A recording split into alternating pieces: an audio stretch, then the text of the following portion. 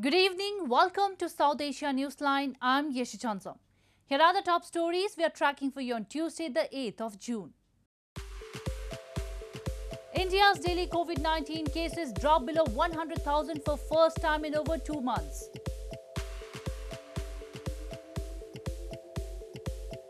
NATO Chief Stoltenberg vows continued support to Afghans despite withdrawal. And rights group holds protest in London against land grab in Pakistan's Sindh. And now for all the details. India on Tuesday registered less than 100,000 daily coronavirus cases for the first time since April 1, bringing much needed relief in the brutal second wave of the pandemic. Meanwhile, as several states have eased restrictions, authorities have ramped up efforts to vaccinate the masses, especially in rural areas, as vaccine supply is expected to increase by later this month.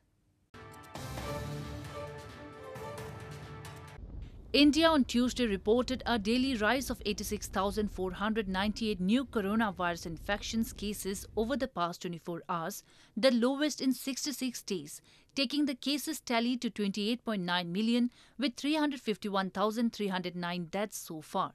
Meanwhile, as several states have eased coronavirus restrictions, authorities have ramped up efforts for a mass vaccination campaign, especially in rural areas. Health workers could be seen going the extra mile, even crossing glacial waist deep icy waters in a remote area in India's Jammu and Kashmir, where there are no bridges nearby to cross. Sometimes villagers provide mules to the health workers who visit to do their part in the mega inoculation drive of the country.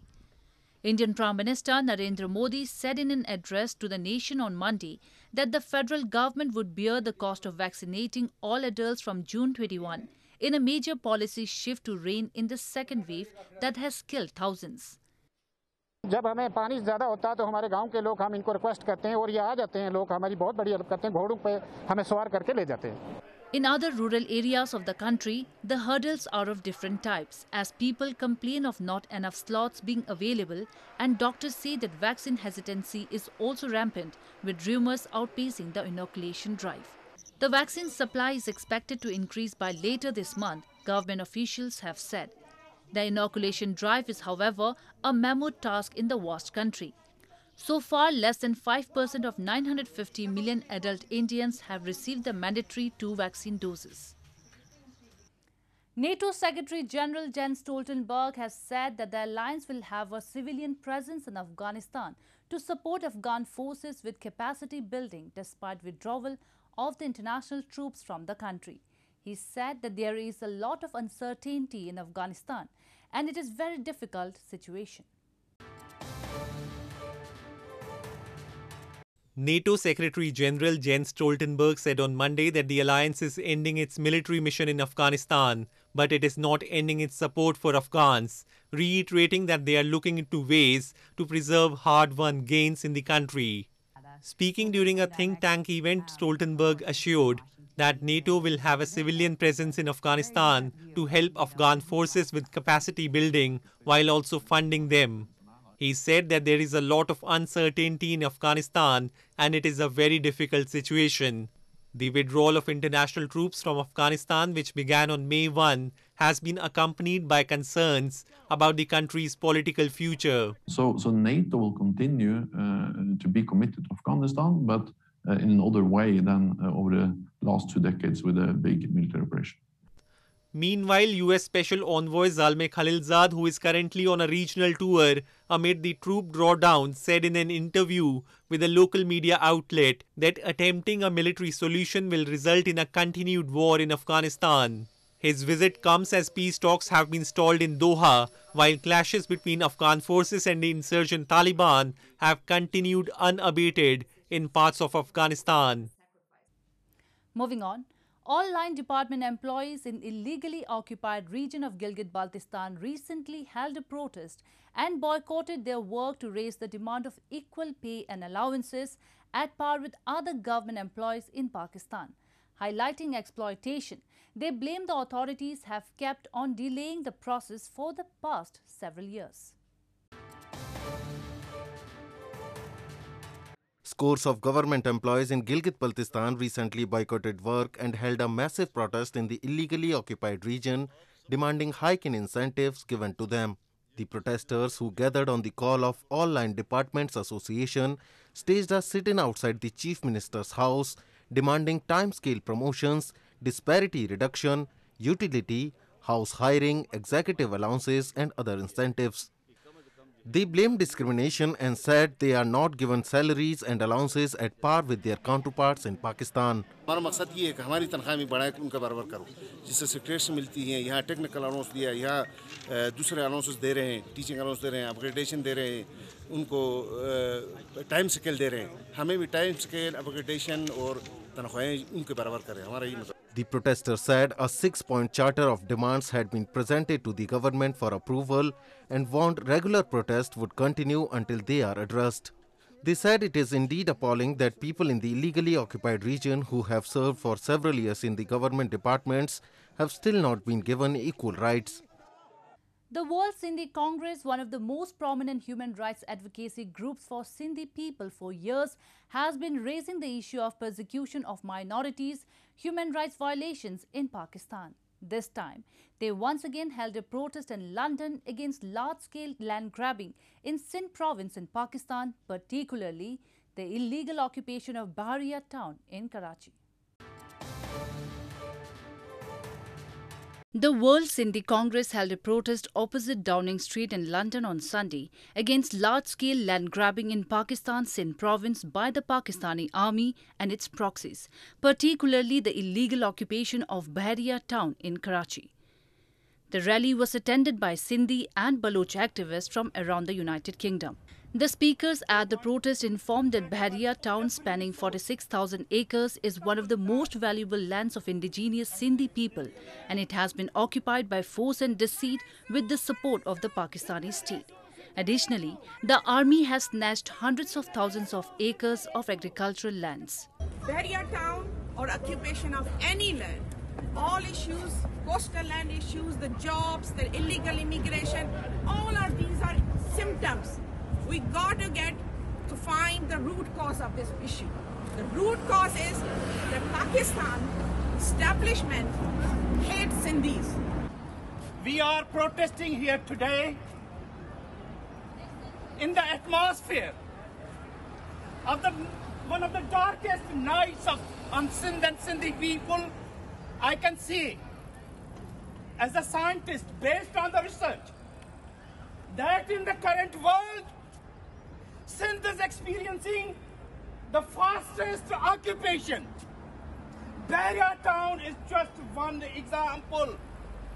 Though the Supreme Court found the acquisition of land by Bahariya town illegal, an implementation bench fined Bahariya town $3 billion and legalized it.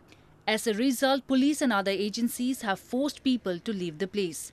The authorities are said to be intimidating and implicating in false cases those who refuse to leave.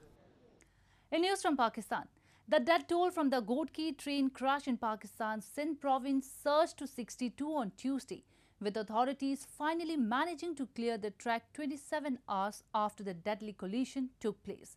The toll rose after bodies were retrieved overnight from mangled coaches strewn across the tracks.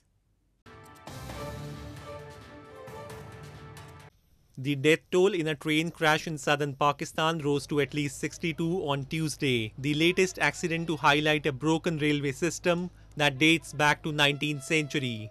The toll rose after bodies were retrieved overnight from mangled coaches strewn across the tracks. The Millat Express was heading from Karachi to Sargodha when it derailed, spilling carriages onto the track carrying Sir Syed Express in the opposite direction in the wee hours on Monday in the Ghodki district of Sindh province. Rescue operations have been completed, said statements from the railway and the Pakistani military, which worked at the site along with police and other rescuers. One side of the two rail tracks has been cleared and work was in progress to clear the other one to help restore traffic.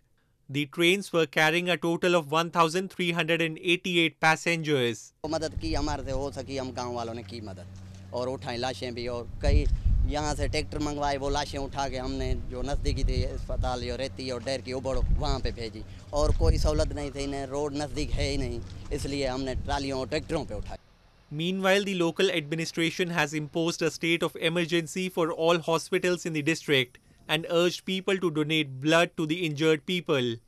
Pakistani Prime Minister Imran Khan earlier on Monday said he has ordered a comprehensive investigation into railway safety fault lines. Moving on to news from Sri Lanka. As authorities continue to monitor the stricken vessel MV Express Pearl for a possible oil spill, a Sri Lankan court told the government on Monday that it has no jurisdiction to make a ruling against 15 suspects in a case involving the sunken cargo ship, and the case needed to be taken to a higher court. A Sri Lankan court told the government on Monday that it had no jurisdiction to make a ruling against 15 suspects in a case involving a sunken cargo ship, and the case needed to be taken to a higher court as authorities continued to monitor the stricken vessel for a possible oil spill. The suspects include the captain, chief engineer and the deputy chief engineer. The Sri Lankan government is accusing them of environmental damage after their MV Express Pearl container ship caught fire off the Colombo port on May 20 when it was anchored off Sri Lanka's west coast when the fire erupted. Flaming containers laden with chemicals tumbled into the sea from the ship's deck as emergency crews sought to contain the blaze over ensuing 2 weeks. The court order is that this court does not have power to issue notices on my clients. That is the second and third suspects and his client, the first suspect. Court does not have power because already the prosecution have made first, second and third persons as accused, right? Not suspect, as accused. To make them accused, we have to complete the investigation. So we raise that legal issue. Meanwhile, a special team of Navy divers has been inspecting the hull of the ship regularly with a team of specialists from the salvage company. The craft began to sink early on Wednesday last week, and a salvage crew tried to tow the vessel to deeper water away from the coast, but the attempt was abandoned after several hours. A self-help group platform has initiated a first-of-its-kind all-women dairy farmers producer organization in Pulwama district of India's northern Jammu and Kashmir through a government scheme that aims to help its members achieve better produce prices by having better market linkages and also create employment opportunities.